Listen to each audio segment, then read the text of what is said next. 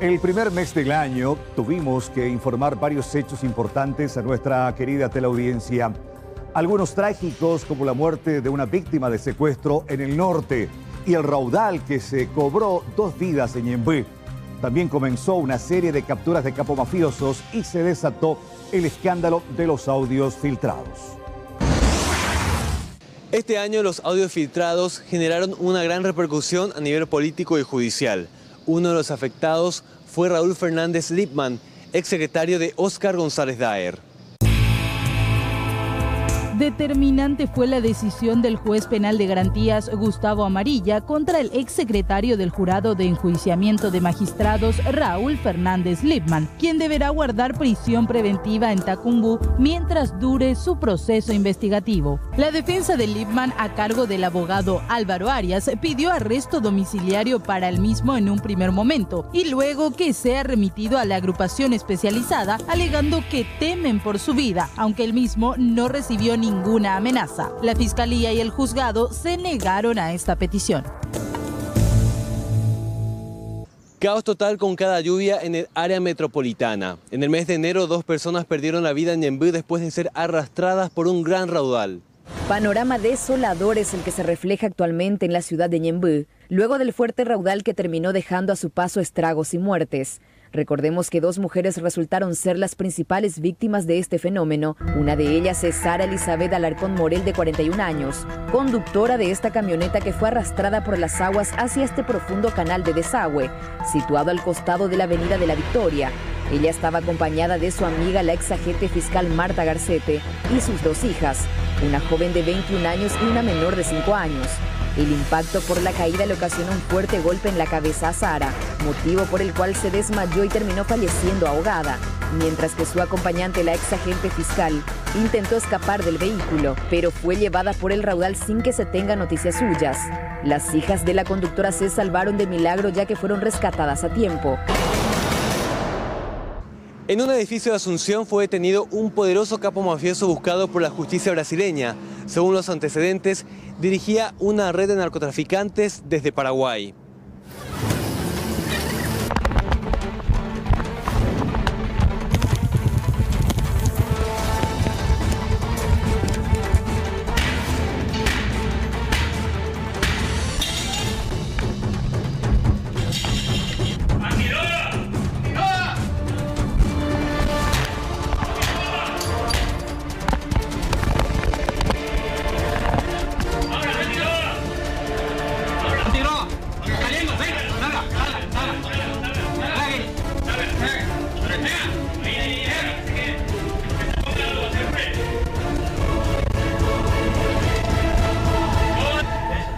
Adriano Agustín Calonga Lechuga, buscado por la justicia brasileña por ser un presunto capo mafioso del narcotráfico, con orden de captura internacional, código rojo de Interpol, fue capturado por la SENAT en un tempranero operativo en el barrio Las Mercedes de Asunción, en el edificio situado sobre las calles José Verges y Capitán Solano, donde moraba.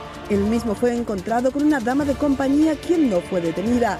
Calonga Lechuga es considerado un líder del narcotráfico en su país, quien oficiaba de intermediario para grandes estructuras dedicadas a la distribución de drogas en su país. En base a los datos que manejamos, esta persona lideraba una estructura bastante poderosa, con una logística impresionante para el tráfico de marihuana, pero no respondía directamente a una de las facciones más importantes del Brasil, ¿verdad? Llámese Comando Vermelho, PCC.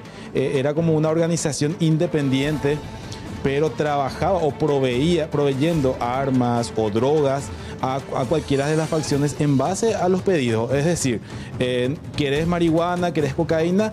Pedirle a esta persona. Era básicamente el sistema con el que él se manejaba. El 18 de enero de este año se emitió una alerta en Interpol para su localización y en conjunto con la Policía Federal, los antidrogas de la SENAT localizaron al hombre, quien insistía en ser inocente, pero que su pareja oficial no se enterara que fue encontrado con una mujer prepago.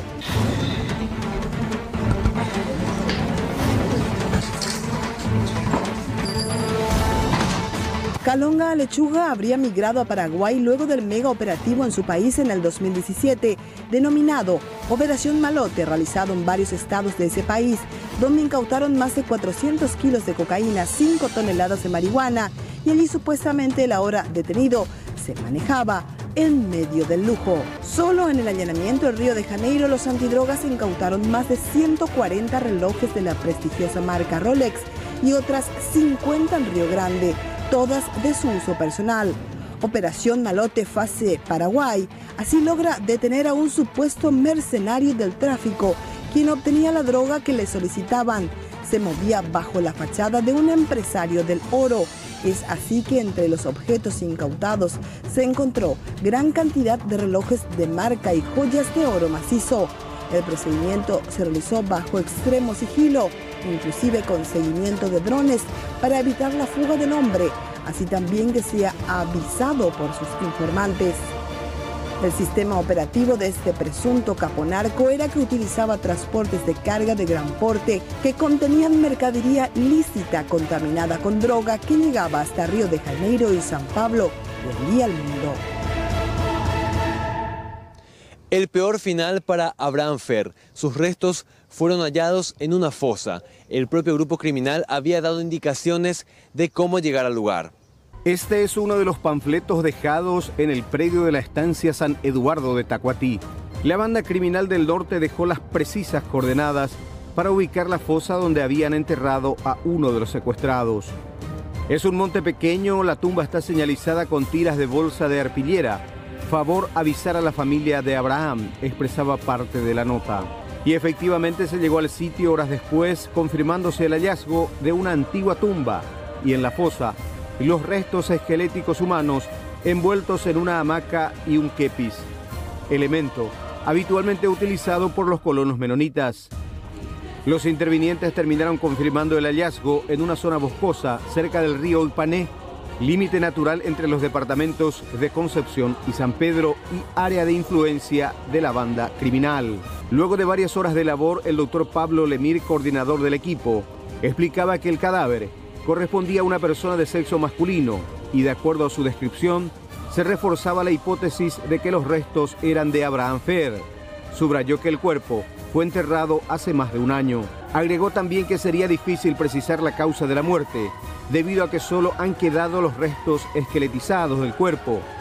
Pero durante la inspección no se pudo hallar ningún metal u otro elemento que permita señalar que la víctima haya recibido algún impacto de bala. Masiva concurrencia se dio durante todo el mes de enero en la zona de Piquetecué Limpio. La gente acudía en masa para apreciar la aparición de una exótica planta acuática. Belleza natural que cautiva y en las últimas horas movilizó a muchísima gente hasta la zona de Piquetecué Limpio. Nos referimos al yacaré erupé. Su nombre científico es Victoria cruciana. Es una planta acuática característica de este tipo de ecosistemas de la cuenca de los ríos Paraná y Paraguay. Impresiona a la vista la formación circular con sus enormes hojas flotantes. Las plantas llegan a medir hasta 2 metros de diámetro y tienen el borde levantado de unos 20 centímetros aproximadamente. Si bien para los ribereños es un fenómeno cíclico que se da cada 2 o 3 años en que emergen sobre la superficie estas plantas, para la población en general representa toda una curiosidad. Pero lastimosamente, en vez de apreciar y cuidar a la naturaleza, muchas personas optaron sencillamente por arrancar la planta de su hábitat natural y llevarse a casa por las propiedades medicinales para el asma y otras afecciones que le atribuyen al erupé.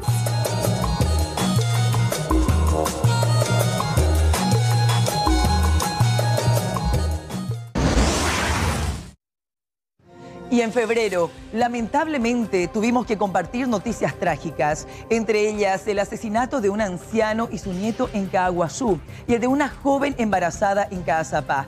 Ese mes también salió a la luz el escándalo sexual en un club de Luque y por lo menos una buena noticia, la liberación de 2 colonos secuestrados. Luego de varios meses de estar secuestrado por la banda criminal que opera en el norte, Franz Hiebert fue liberado y pudo reencontrarse con sus familiares. Estoy muy feliz que estoy de vuelta otra vez junto con la familia y muchísimas gracias por mi libertad. Siendo las 11:15 de la mañana, arribó la avioneta privada proveniente de Tacuatí, departamento de San Pedro, de donde fue trasladado Franz Hiebert, de 32 años, ciudadano menonita mexicano, quien estuvo secuestrado por el grupo criminal del norte por más de 5 meses. La aeronave descendió hasta un hangar privado donde la prensa no tuvo acceso y de donde salió una comitiva de varios vehículos. Luego de un recorrido por aviadores del Chaco, San Martín y República Argentina, finalmente los vehículos llegaron hasta el Centro Médico Bautista de la ciudad de Asunción, donde pudimos ser testigos de la llegada de Franz Hieber, quien descendió de la camioneta lentamente y con rasgos de cansancio. El mismo estuvo acompañado de su tío Peter Harder, el fiscal antisecuestro Joel Casal y el doctor Pablo Lemir, además de personal antisecuestro de la Policía Nacional. Los primeros datos sobre lo manifestado por el secuestrado a los familiares refieren a que siempre estuvo solo con los captores y que hace 3 semanas aproximadamente pudo ver a Bernard Blatz, con quien finalmente fue liberado tras un pago millonario de $1.250.000 por el rescate de ambos. Realmente de terror. Una joven de solo 17 años fue víctima de un feminicidio en Caazapá. La misma se encontraba embarazada y estudios forenses lograron comprobar que la criatura le fue arrebatada del vientre. Rafael Florentín, de 34 años, fue imputado por la fiscal Lauri Rosana Vázquez como sospechoso de ser el autor intelectual del terrible asesinato de Silveria Beatriz Cabaña Pereira, de 17 años, y de su bebé en gestación de 5 meses. En tanto, Arnaldo Sánchez, de 18 años, se encuentra prófugo. El mismo es sobrino del detenido y habría sido el autor material del hecho. El cuerpo de la víctima fue encontrado el sábado al costado de un arroyo de la compañía Corralito San Ramón, del distrito de Dr. Moisés Bertoni, del departamento de Caazapá. La misma fue mutilada para asegurar la muerte de su bebé de 5 meses de gestación. Un escándalo sexual que salpicó al fútbol. El club Rubio Ñu de Luco estuvo en el ojo de la tormenta luego de que se filtraran fotografías y videos del propio presidente de la institución con algunos jugadores. El escándalo sexual que salpica al club Rubio Ñu de Luque estuvo en el ojo de la tormenta durante la semana, tras filtrarse videos y fotografías que pusieron en duda el correcto manejo administrativo del club, poniendo en riesgo el cargo del actual presidente de la Liga Luqueña, Antonio González, cuya expareja sentimental y exjugador del club, Bernardo Caballero, lo acusó públicamente por acoso sexual, hecho del cual supuestamente él y otros jugadores fueron víctimas. El caso pasó de ser un simple escándalo mediático a un problema con la justicia. La Fiscalía decidió intervenir ante la sospecha de supuesta trata de personas en la Liga Luqueña.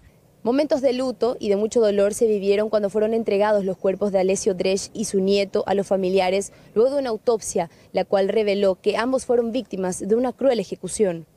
De presunción de secuestro a macabro y cruel doble homicidio. Los cuerpos de Alessio Dresch, de 73 años, y de su nieto Leonardo Farías Dresch, de 12 años, fueron localizados y desenterrados luego de que uno de los detenidos por el caso indicara el lugar preciso, a unos 1.500 metros de donde el anciano colono y su nieto habían sido llevados a la fuerza aquella mañana del 23 de octubre de 2017, cuando estaban trabajando en la finca familiar en la colonia Margarita, distrito de Nueva Toledo, departamento de Caaguazú. Las fosas estaban una cerca de otra y los cuerpos ya en avanzado estado de descomposición, sepultados a menos de 2 metros de profundidad, cerca de un arroyito y en medio de una espesa vegetación.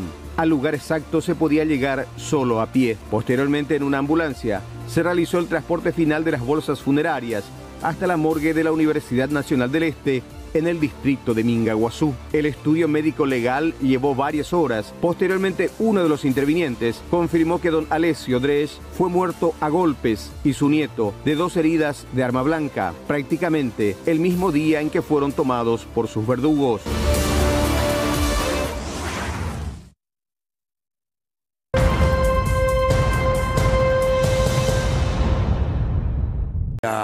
¡Felices fiestas!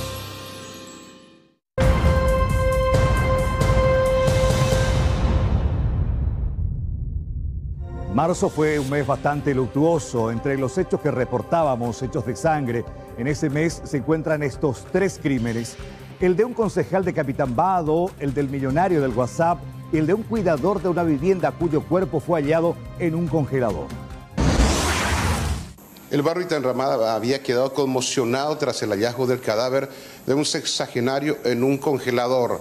El hombre había sido ultimado de manera sumamente violenta.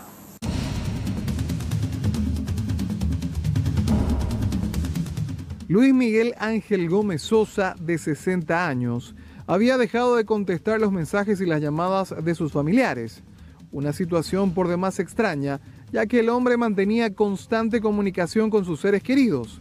Ya jubilado, pasaba sus días cuidando esta residencia ubicada en el barrio Tanramada, justo al lado del ex hotel que lleva ese mismo nombre. La propiedad era utilizada en su momento como local de eventos y actualmente estaba puesta para el alquiler.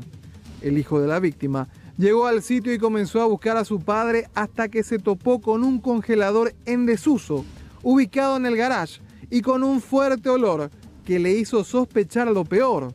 Presentimiento que confirmó rápidamente, dejándolo consternado y sin nada más que hacer que llamar a la policía. El señor encargado de esta casa estaba en constante comunicación con el hijo, pero grande fue su sorpresa que ayer fue la última vez que ellos hablaban por teléfono y esta mañana ya no le atendió el señor y vino hasta acá y a las 14 horas entró, no sé cómo entró, creo que tenía llave, no sé, y le empezó a buscar por toda la casa hasta que llegó al garage chiquitito que está acá, al costado izquierdo de la casa, y en un freezer abrió y le encontró, lamentablemente, a su padre. ¿Era un freezer que no estaba en uso, comisario? Estaba en desuso, un freezer grande, esos prodóximos antiguos, de una puerta, prácticamente un cuerpo de constitución física delgada, mediana, prácticamente ingresó ahí.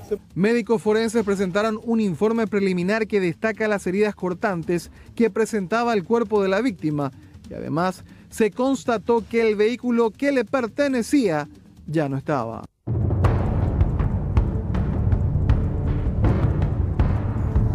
Mauricio González, de 20 años, fue detenido por la Policía Nacional en la noche del miércoles en el departamento de Canindeyú. Este joven es sindicado como el presunto autor del asesinato de Luis Miguel Gómez, de 59 años, quien fue encontrado dentro de un congelador con múltiples puñaladas en el cuerpo. Con respecto al móvil del crimen, la hipótesis más fuerte hace referencia a que el joven peleó con el señor a causa de una disputa amorosa por una mujer. Aparentemente, mientras compartían una fiesta en esta vivienda, Mauricio se encargó de ultimarlo. Estábamos negociando con su gente y ayer él volvió a la ciudad de Salto con el fin de entregarse, ¿verdad? ¿Él se manejaba por Brasil? Él se manejaba por Brasil, ¿verdad? Comisario, él llevó aparentemente el vehículo de la víctima luego del hecho. Bueno, tenemos forma de demostrar eso, que él llevó hasta la ciudad de Salto ese vehículo. Ahora, ¿qué llegó a hacer de ese vehículo? Hasta el momento no estamos manejando. Tenemos algunos datos, pero vamos a reservar por cuestiones investigativas. ¿Cuáles son los elementos que lo comprometen a él, además de que aparentemente se lo vio en un circuito cerrado? Bueno, uno puede ser el circuito cerrado que mencionaste. Después hay varias personas que testificaron ante la Fiscalía que atiende la causa y sus declaraciones fueron contundentes, que es nuestro principal autor del hecho. ¿Él ya conversó con usted? No, él efectivamente en el momento de su detención del día de ayer, él se manifestó que es inocente, ¿verdad? Pero no obstante nosotros tenemos algunos elementos que podemos demostrar que él estuvo en la escena del crimen. El detenido fue trasladado a la base de investigación de delitos en Asunción, hasta donde llegó y teniendo la oportunidad de aclarar lo sucedido, el joven no dijo una sola palabra. ¿Cómo estás en Santo de Guaira, Mauricio? ¿Tienes familiares ahí? ¿No le conocía a Luis Miguel, Mauricio? ¿O no le conocía a vos? Mauricio, ¿por qué estuviste conmigo todo este tiempo, Mauricio? Mauricio, ¿vos tenías algo que ver con esto? ¿Por eso encontraron el auto con vos? En un momento dado fue conocido como el millonario del WhatsApp. Su final, infeliz, fue acribillado en un gimnasio de Pedro Juan Caballero.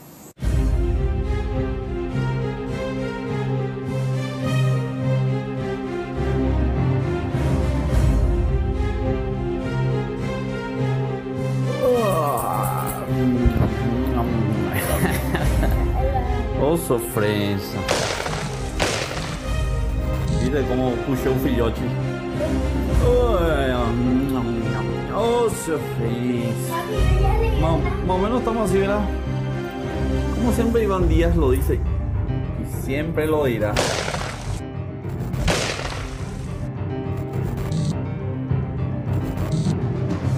La vida es, mira, así de corta, entonces no voy a aprovechar nada. Así de corta, entonces no voy a aprovechar. Siempre Iván Díaz dice, un dicho. Felicidade, gente. Salud.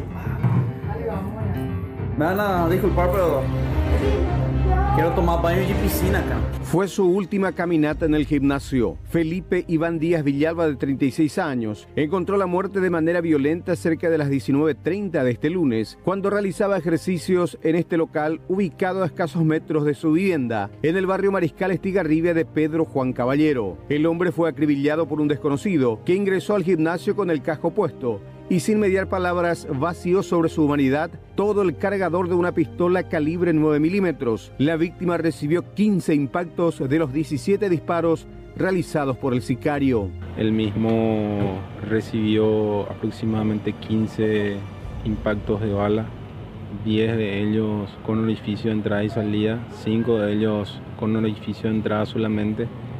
Según datos recabados por los agentes policiales, el arma utilizada por el sicario habría sido una pistola de calibre 9 milímetros. Se levantaron vainillas hervidas y percutidas en el lugar en cantidad de 17, por lo que se presume que el autor del hecho habría descargado la totalidad de las balas o proyectiles contenidas en el cargador de su arma. Díaz Villalba había ganado notoriedad como el millonario del WhatsApp, luego de viralizar fotos y videos haciendo ostentación de contar con gran cantidad de dinero y llevar una vida de lujos. Esto derivó en su momento en el allanamiento de su vivienda y detención y enfrentar proceso por varios cargos junto a su hermano Fabio Díaz Villalba. Más o menos estoy con C. ¿Qué tal si le bajo una coronita? Eso es lo que siempre Iván Díaz lo dice. Siempre lo dirá. Tenemos que vivir más la vida. El autodenominado millonario del WhatsApp había recuperado la libertad a fines de diciembre del año pasado. La conducta penalmente relevante del mismo es con relación al lavado de dinero, teniendo en consideración que se ha encontrado una gran cantidad de joyas, como así también suma de dinero en efectivo y unos cuantos vehículos de diferentes marcas y años. Es decir, también una pequeña porción de cocaína, motivo por la cual él fue imputado por los hechos punibles de lavado de dinero, como también el hecho punible de tenencia en supuesta cocaína, que es la de 6 gramos. Esta ejecución a balazos se investiga como un típico caso de muerte por encargo. El asesinado habría formado parte de una red de narcotráfico y también últimamente incursionado en la venta ilegal de armas de fuego. Los testigos aseguran que una vez ejecutado el asesinato, el atacante abandonó el sitio y subió como acompañante a una motocicleta en la que le aguardaba un cómplice en las afueras del gimnasio. Familiares de la víctima llegaron al sitio minutos después del crimen.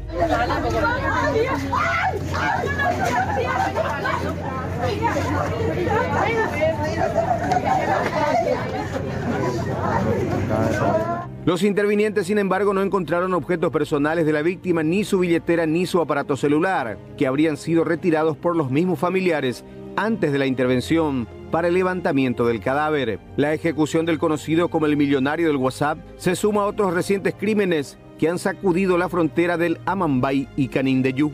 La vida es, mira, así de corta, entonces no voy a aprovechar. Otro crimen con la marca de sicariato y de narcotráfico. El concejal de Capitán Vado, Cristóbal Machado Vera, fue asesinado precisamente por un sicario. Fue a las 13:15 cuando el hombre estaba limpiando el interior de su camioneta, momento en que llega un hombre armado con el casco puesto y quien había dejado su motocicleta a unos 30 metros. Realiza un primer disparo y ante la reacción de la víctima, el sicario retrocede realizando otros disparos que acaban con la vida del político colorado. El hermano de la víctima intentó salir en defensa, pero como no tenía ningún arma, tuvo que rogar al sicario que no lo matara para luego escapar y buscar refugio.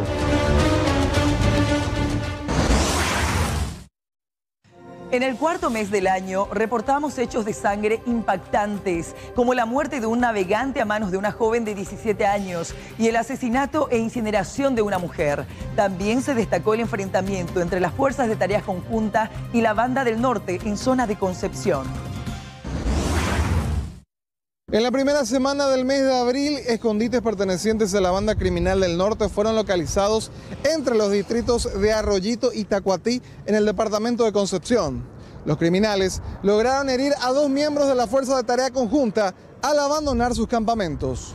Llegada de los heridos al hospital regional luego del incidente registrado en el distrito de Arroyito, departamento de Concepción, entre miembros de la Fuerza de Tarea Conjunta y los que podrían ser parte del primer anillo de la Banda Criminal del Norte, quienes, para cubrir su huida, arrojaron granadas. Las esquirlas lograron herir a un efectivo policial y a un militar que integraban el pelotón de la FTC. Varios grupos tácticos de la FTC se han internado en la zona donde se produjo el enfrentamiento. Se reportó luego el hallazgo de otro campamento de la banda criminal en la misma zona del Cerro Guaraní, aunque esta vez no se registraron heridos. Las numerosas evidencias encontradas en los campamentos fueron rescatadas por los intervinientes, quienes consideran que los componentes del primer anillo del grupo terrorista están acorralados. Otra historia impactante fue el de una mujer asesinada, cuyo cuerpo fue calcinado dentro de un vehículo. El autor del homicidio dio detalles del crimen en una entrevista radial. En su aterrador relato, Ulises Núñez explica que descubrió que Natalia Mesa le venía mintiendo y aclaró que en todo momento actuó solo para cometer el crimen. Ulises confiesa a la periodista de la 970 que le generó mucho enojo percatarse ya en el motel que Natalia se iba a volver a encontrar con un tercer hombre esa misma noche, con la nota de voz que recibió en un grupo de WhatsApp que integra con otros hombres que pagan por servicios sexuales y luego comparte sus experiencias, y es así que decidió acabar con la vida de la mujer. Le digo que tenía una sorpresa para ella. ¿Vos le disparaste, Uli? Le maté a una persona, me van a dar, me voy a pudrir en la cárcel hoy. Para quemar el auto con su víctima dentro, Ulises hizo una caminata hasta una estación de servicios, donde adquirió el combustible y luego de prender fuego al rodado, decide retornar a pie, recorriendo varias cuadras hasta su vehículo particular. Por este atroz crimen, Ulises Núñez se expone a una condena de hasta 40 años de cárcel.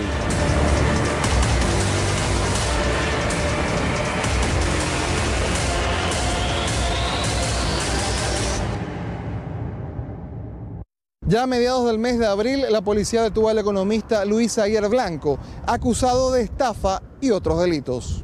El juez Humberto Otazú revocó la medida alternativa de prisión que Luis Zaguier Blanco tenía desde julio del año pasado en un proceso por estafa de unos 16.000 millones de guaraníes.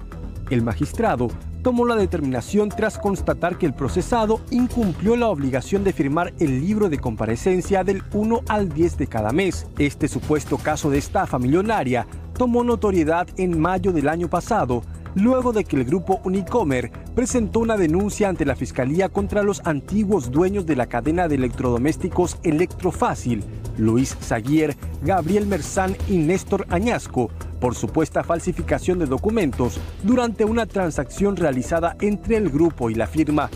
El perjuicio sería de más de 24 millones de dólares.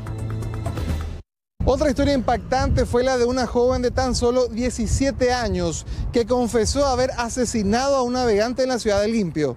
Daniel Jerónimo Salas Rolón, de 35 años, fue asesinado en su departamento de la ciudad de Limpio de 3 puñaladas. La presunta asesina de solo 17 años se animó a contar detalles de lo ocurrido esa madrugada. Cuando me di cuenta que ella cerró la puerta y se desnudó ya enfrente mío, yo le dije que no. Pero yo desde el principio le decía que me dolía mucho la panza. Sería porque él diga que, o sea, para que no me toque por él, digamos. Después yo le dije que no y empezó a tocarme y me dijo que no me iba a ir ahí. Me levanté yo, me fui al baño. Después vine otra vez y él escuchó que yo me fui al baño y se despertó otra vez, me tocó otra vez, 2 veces me tocó. Yo me fui con los 2 cuchillos ya luego, después la segunda vez que me tocó. Y ahí le dije por qué él le iba a hacer eso. ¿Qué le dije? Esto es porque vos me dijiste que no me iba a tocar, le dije. Estaba desubicada, le dije, porque me daba asco. No, me dijo. Y ahí cuando le hice, una vez la ve, él me dijo, ahí verá, tenía todavía mucha fuerza, me agarró de las manos. Si él no se moría, yo me iba a morir. Yo me iba a morir, sí, es que él no se moría. Finalmente, la adolescente cuenta que tras el crimen fue hasta un motel ubicado en Fernando de la Mora, en donde pasó la noche y luego abandonó el vehículo a pocas cuadras de su casa ubicada en Capiatá.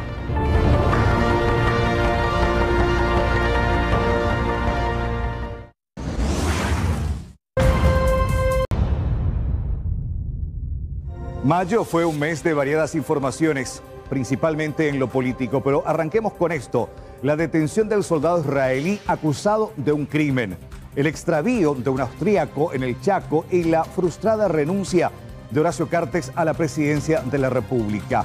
En ese mes comenzó lo que hasta ahora tiene mucha repercusión, el caso Messer. En mayo de este año, el empresario brasileño Darío Messer fue imputado por lavado de dinero. Se cree que en nuestro país las operaciones relacionadas al caso alcanzan cifras multimillonarias.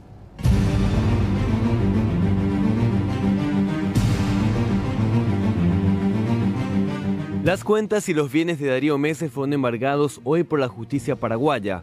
Esto a pedido de la Fiscalía que lleva adelante la investigación. Este martes fueron realizados 8 allanamientos a establecimientos de empresas que tienen un llamativo elemento. Por lo menos 3 firmas figuraban en la misma dirección. Según la Fiscalía, el capital obtenido irregularmente por el lavado de dinero habría sido utilizado para hacer inversiones en Paraguay.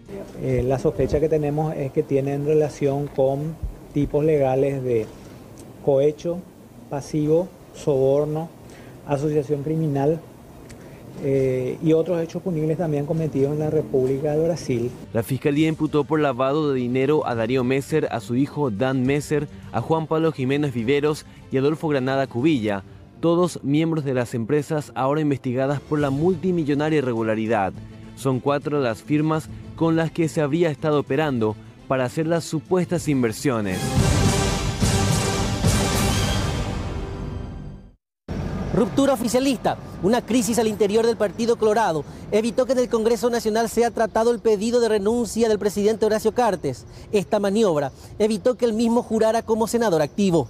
Solo 13 de 45 senadores estuvieron presentes en la sala de sesiones del Congreso para tratar la renuncia de Horacio Cartes. Con esto no hubo quórum para iniciar la sesión bicameral convocada a pedido de los parlamentarios oficialistas. Se trata de un quiebre dentro del Partido Colorado, un hecho que complica la situación política de Cartes. El oficialismo se muestra descontento con la falta de apoyo de Colorado Ñeteté, lo que impidió que el Congreso acepte la renuncia. Los votos que se sumaron a última hora no fueron suficientes. Y a pesar de las intensas tareas de búsqueda, localización y rescate, hasta ahora no fue encontrado el ciudadano de origen austriaco perdido en el Parque Nacional Defensores del Chaco. El alerta surgió después de descubrirse que el vehículo en el que se movilizaba quedó abandonado. Se trata de Willem Wapneck, de quien no se tiene información desde el 29 de abril pasado. La División del Laboratorio Criminalístico procesó muestras de algodón encontradas con manchas de color marrón, pero dieron negativo la reacción genética de sangre. La información que se maneja es que el hombre habría ingresado de forma solitaria al parque, por lo que la policía sigue rastrillando la zona con equipos especiales de búsqueda. El área tiene unas 700.000 hectáreas y se encuentra entre los departamentos de Alto Paraguay y Boquerón. Helicópteros y aviones se suman a las tareas de búsqueda.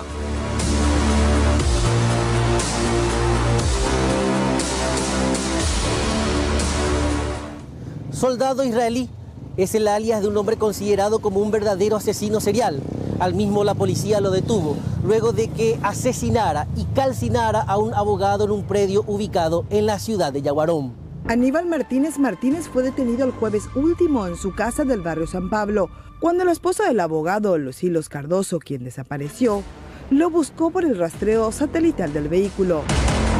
Agustín Ramón Martínez, de 56 años de edad, se mostró calmo hasta que confesó ser quien lo enterró, luego que supuestos narcotraficantes le encomendaran buscarlo y luego lo obligaron a quemar su cuerpo. Esta característica es similar en otros 4 casos ocurridos en Paraguay y en Argentina, donde revela un patrón de conducta y lo convierte quizás en uno de los presuntos criminales más sanguinarios del Paraguay de la historia reciente. A Martínez se lo conoce como soldado israelí, atribuido a una historia de ficción creada supuestamente por él, que combatió como mercenario en la Guerra del Golfo en 1991.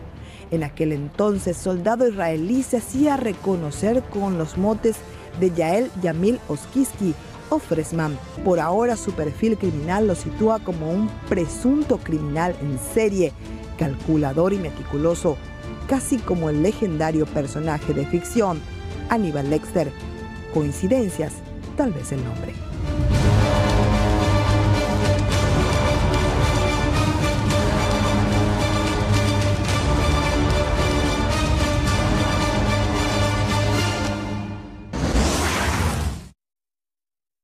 Y el 6º mes del año fue de gran alegría para la feligresía católica, ya que se logró la anhelada beatificación de Chiquitunga. En junio también informamos sobre un sonado caso de estafa y la nota tristísima, la partida de Efrén Echeverría. Y con mucho dolor el mundo de la música y todo el pueblo paraguayo despidió a don Efrén Echeverría, el querido Cambaí.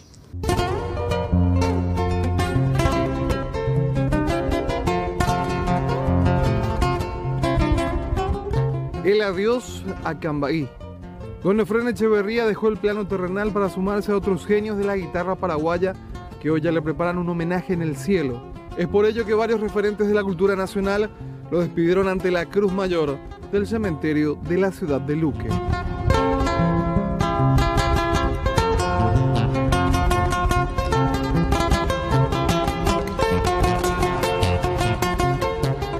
A pesar de haber sido declarado por la UNESCO en su momento Tesoro Humano Vivo de la Humanidad, en su entierro brillaron por su ausencia las autoridades nacionales, que una vez más mostraron absoluta ingratitud hacia uno de los músicos más populares que nació en nuestra tierra.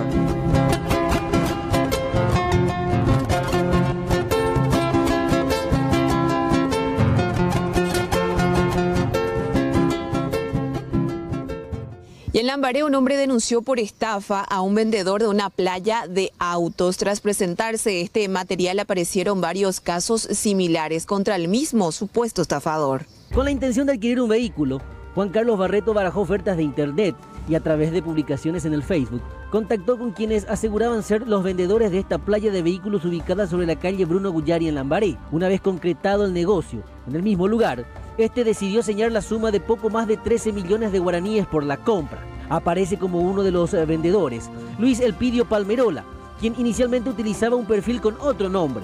En todo momento, a través de mensajes, aseguraba que tras un mantenimiento procederían a la entrega. Sin embargo, tras embolsarse con la suma de dinero, desapareció unos días. La víctima fue insistente, viralizó su caso y tras esto contactó nuevamente con el supuesto estafador, quien le aseguró la devolución del dinero. Hastiado, llegó hasta la playa de vehículos e increpó al dueño, quien primeramente negó que el automóvil perteneciera a su lote, pero tras la insistencia deslindó toda responsabilidad. Durante una comunicación telefónica, Palmerola terminó admitiendo el trato, sin embargo acusó a la víctima de amenaza y aseguró que pactaron la devolución total del dinero. En mayo del año pasado, la familia Zucchini adquirió un préstamo con la intención de comprar un automóvil.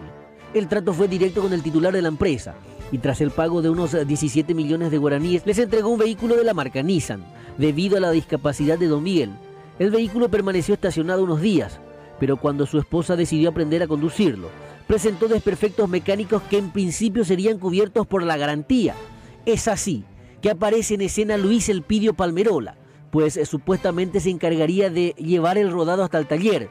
Desde ese momento, al igual que en otros casos, desapareció con el automóvil. De a poco van saltando más estafas, que dejan al descubierto la posible complicidad de los propietarios de algunas playas de vehículos y la incapacidad de la policía en darle un exhaustivo seguimiento a sus investigaciones.